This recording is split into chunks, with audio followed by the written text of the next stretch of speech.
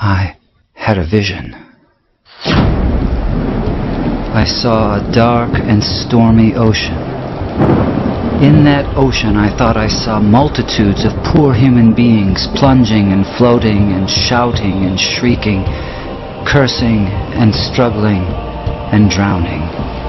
And out of this dark, angry ocean I saw a mighty rock that rose up with its summit towering high above the stormy seas.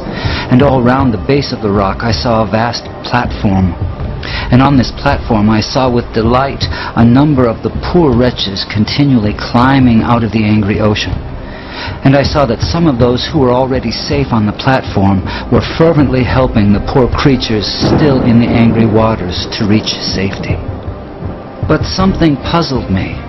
Although they had all been rescued at one time or another from the ocean, nearly everyone seemed to have forgotten all about it. Anyway, the memory of its darkness and danger no longer troubled them. And what was equally strange and perplexing to me was that most of these people did not seem to have any care, that is, any agonizing care, about the poor perishing ones who were struggling and drowning right before their eyes. But then I saw something wonderful. I saw a great being from above come straight from his palace, right through the dark clouds. And he leapt right into the raging sea among the drowning people. And there I saw him toiling to rescue them, until the sweat of his great anguish ran down in blood.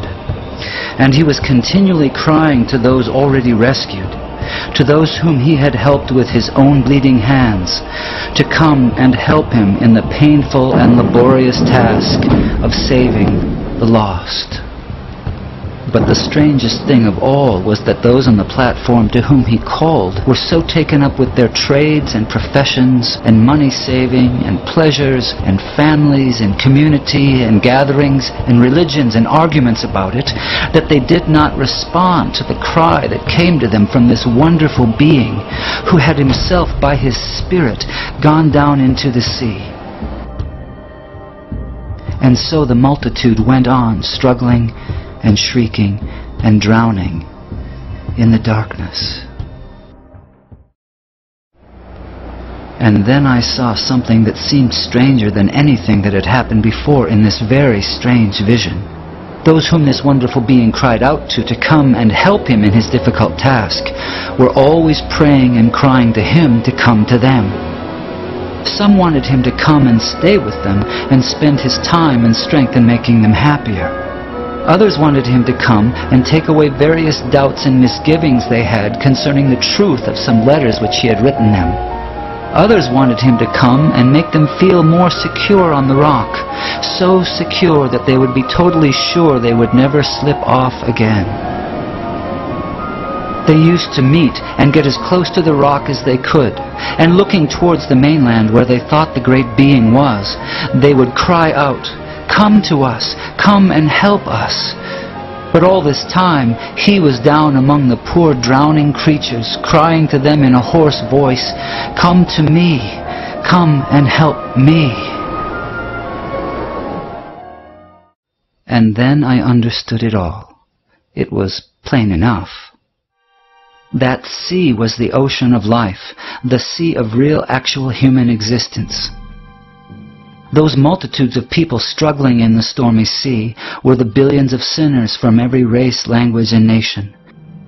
That great sheltering rock was Calvary, the place of the cross, and the people on it were those who had been rescued from sin and hell and who professed to be followers of Jesus Christ. That mighty being who called to them from the tempest was the Son of God, the same yesterday, today, and forever, who is still struggling to save the dying multitudes about us from this terrible doom of damnation, and whose voice can be heard above the music and machinery and noise of life, calling on the rescued to come and help him save the world. My friends in Christ, you are rescued from the waters. You are on the rock. Jesus is in the dark sea, calling on you to come and help him. Will you go?